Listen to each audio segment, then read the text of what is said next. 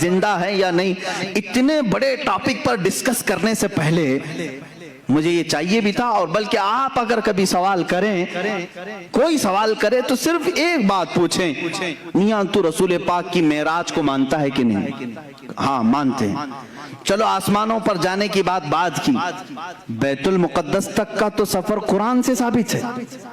سبحان الذی اسرا بعبدہ لیلا من المسجد الحرام الى المسجد الاقصی، مسجد اقصی تک کا سفر قرآن سے ثابت ہے.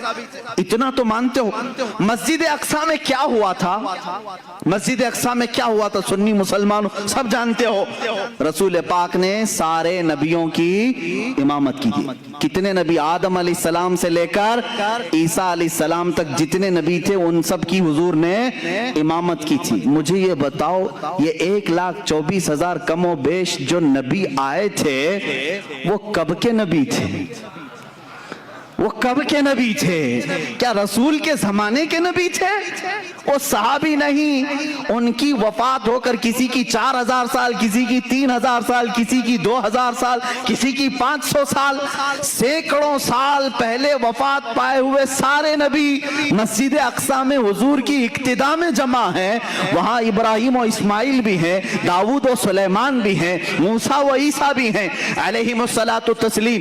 نادان جب تم معراج کے واقعے میں یہ جانتا ہے نبی ان تمام نبیوں کی امامت کر رہے ہیں جو بہت پہلے فوت ہو چکے تھے، وہ زندہ ہو کر آئے بھی اور حضور کے پیچھے نماز بھی پڑھے. اب بتا جو ان تمام نبیوں کی امامت کیا ہے وہ کیسے مردہ ہو سکتا ہے؟ خود میرے آقا فرماتے ہیں معراج کی سفر پر میں جب جا رہا تھا میں نے نظر کیا موسیٰ علیہ السلام کی قبر پر. حضور فرماتے ہیں موسیٰ علیہ السلام کہاں کہاں ہیں؟ یہاں بیت المقدس میں بھی ہیں، آسمانوں میں بھی ہیں. اور حضور کی ایک حدیث یہ بھی ہے، میں نے سفر میں موسیٰ کی قبر کی طرف دیکھا، موسیٰ علیہ السلام کو اپنی قبر میں کھڑے ہو کر نماز پڑھتے ہوئے میں نے دیکھا.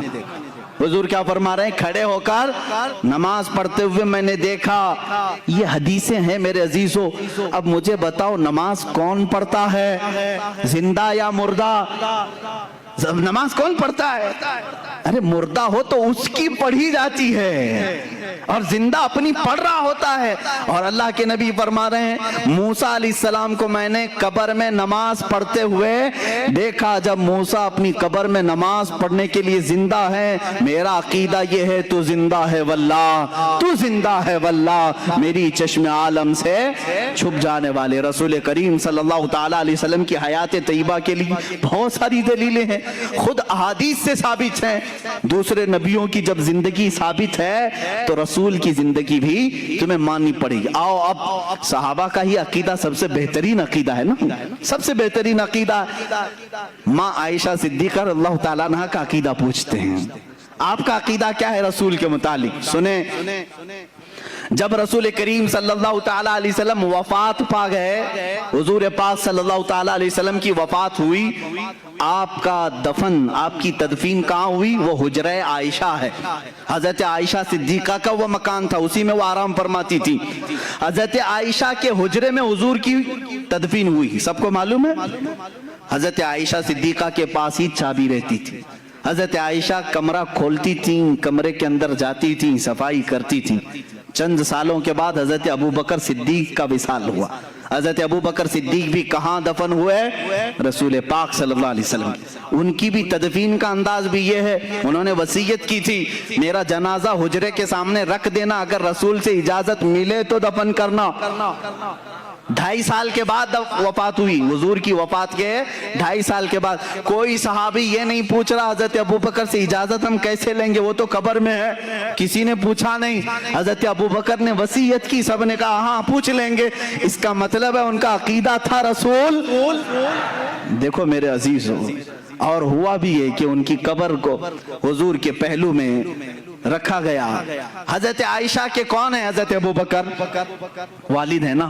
حضرت ابو بکر صدیق حضرت عائشہ کے باپ ہیں، والد ہیں. اور حضور صلی اللہ علیہ وسلم ان کے کیا ہیں؟ شوہر ہیں.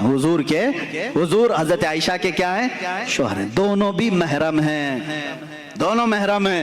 حضرت عائشہ صدیقہ فرماتی جب حضرت عمر دفن ہوئے تو اب وہ اس حجرے میں جانا بند کر دیتی، اب صفائی کے لیے نہیں جاتی تھی. जब तक हजरत अबू बकर और हुजूर सल्लल्लाहु अलैहि वसल्लम थे, हजरत आयशा उस हुजरे में जाती थी, उस हुजरे में जाती थी। जब हजरत उमर उसमें दफन हो गए, आपने चाबी दूसरे के हाथ में दे दी और वहां नहीं जाने लगी। किसी ने पूछा, अम्मा आप पहले जाती थी अंदर हुजरे में, अब क्यों नहीं जाती? कहती हैं, रसूल मेरे महरम थे, अबू बकर मेरे महरम थे, उमर मेरे लिए गैर महरम है, मैं उनसे पर्दा करने के लिए नहीं जाती। मुझे बताओ अम्मा आयशा, पर्दे का हुक्म तो जिंदों के लिए है, पर्दे का हुक्म किसके लिए है? जिंदों के लिए। माँ आयशा सिद्दीका हजरत उमर के कब्र में जाने के बाद पर्दा कर रही हैं। इसका मतलब है आयशा सिद्दीका का अकीदा था कि उमर अपनी कब्र से उन्हें देख रहे होंगे। पर्दा किससे करेंगे? जो देखेगा ना। हजरत उमर जब हजरत आयशा को देख सकते हैं, अल्लाह के रसूल अपनी कब्र से पूरी उम्मत को क्यों नहीं देख रहे होंगे? है मेरे अजीजों, ये अकीदा सहाबा का है, एक दो नहीं, और भी चीजें मैं तुम्हारे सामने रखूं। नबी अपनी कब्र में जिंदा है या नहीं, इतनी